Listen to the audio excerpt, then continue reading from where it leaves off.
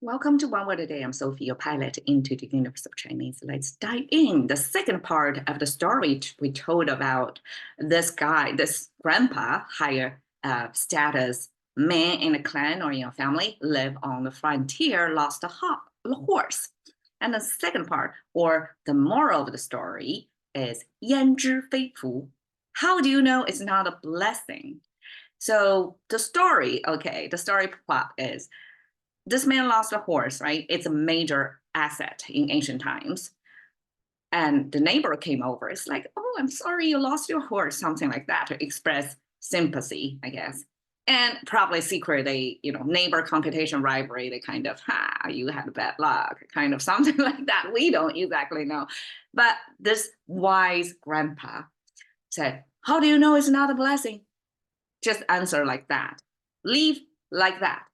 And indeed, after a while, the horse brought back a cloud of horses. It's like a free asset from somewhere. So it's almost like the horse has the ability to join probably the horse, a wild horse groups running out there somewhere or encountered. And then the horse still remember how to get back home.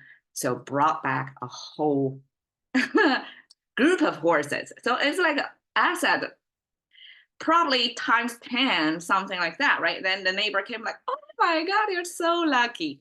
And again, the old man said, we don't know what will happen, something like that. Okay, so his son then wanted to try out the young horses, because they have so many horses now, they're breeding, right? So the young horse, without being tamed, threw the son off the back and a horse accident. So it's almost like a car accident, equivalent of contemporary. And then the son broke his leg. And the neighbor kind of came up again and tell like, oh, I'm so sorry for what your son went through. And then the old man said, you don't know, how do you know it's not a blessing? 焉知非福. So again, use again, may not be exactly the 4 words because the 4 words are summarized, distilled through history. Some people label this 4 words to capture the meaning, but originally in conversation may not be that. But the mentality is, we don't know. So it's always like a non-conclusive, this grandpa. Now, finally, the war came. The country are going to draft a young man. The son, because of the disability, escaped this death trap almost. And then the neighbor was, oh my God. Yes, we don't know. It's really a blessing. I wish my son got his leg broken or something like that, right? So there are several plot twists. Every time it's like loss, gain, you don't really know. Because life is a long game and this frontier grandpa have lived through this ups and downs so many times. And he won't jump to any conclusion easily. And because we all know through life, the same quality of you, given different context, may be a blessing or curse. We just don't know. And each of us may have the ability to flip a blessing to curse or curse blessing. We have the way, or the life has the way, or the universe has a way to convert, transform, have this conversion between good and bad. So we don't even know. So the best thing is not to draw any conclusion, not to limit yourself by your perspective. Okay, each character, yan came from this bird symbol. So this is a Chinese rendering of the feathers and it's kind of a draping down. And now this bird is a physical, representation of a physical object in the world. But then it got into the domain of the abstraction. So here is how. So in language, how do you express how? It got to come from somewhere, right? Something physically, identifiable, which is a bird. So Chinese use a bird to express how. And actually, in ancient Chinese, because we form language in each character is a very fuzzy character, meaning it has multiple possibilities.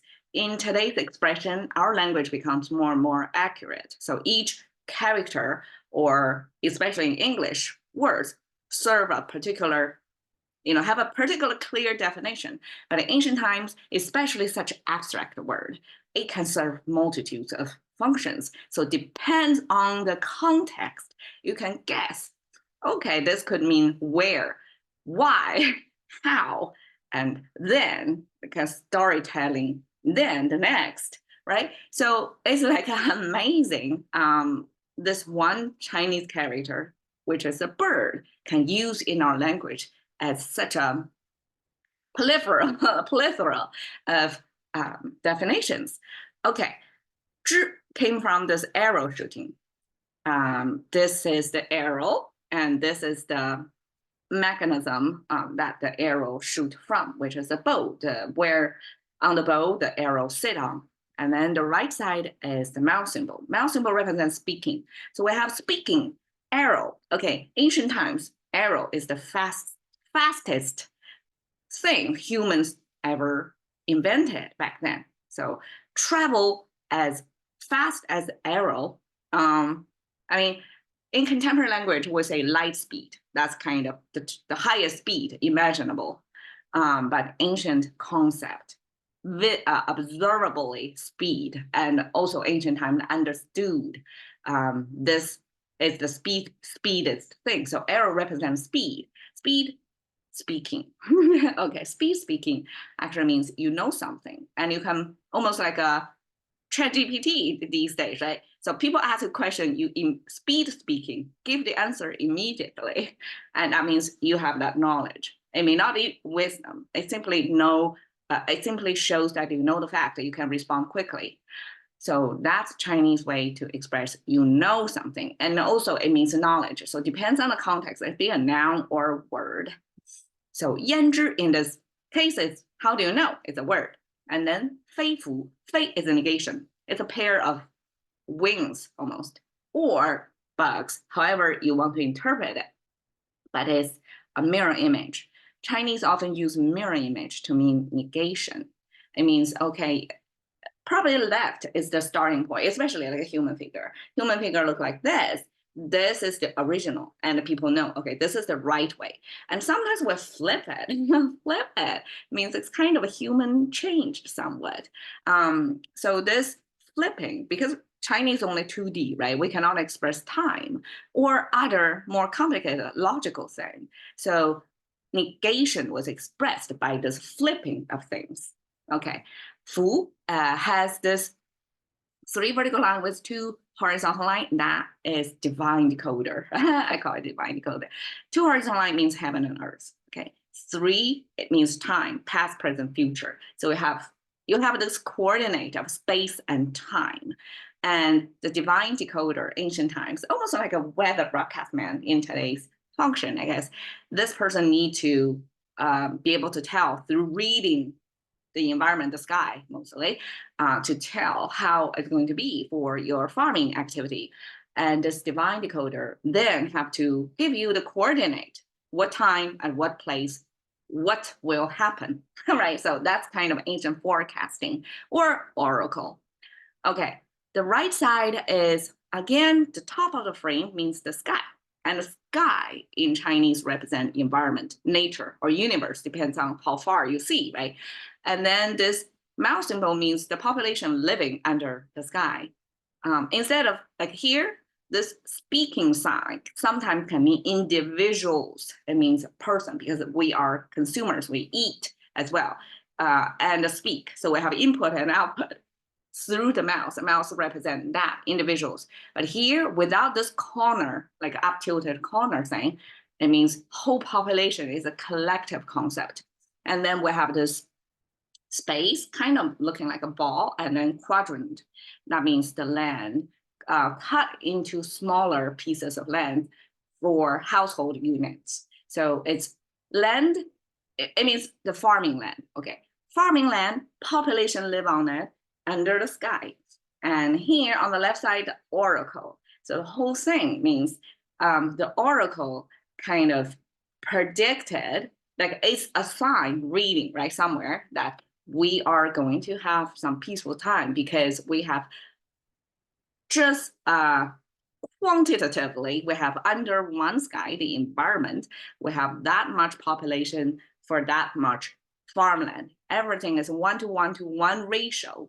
That means nobody is short. Everybody got their piece of land, and they can, or these are the 3 elements in Chinese.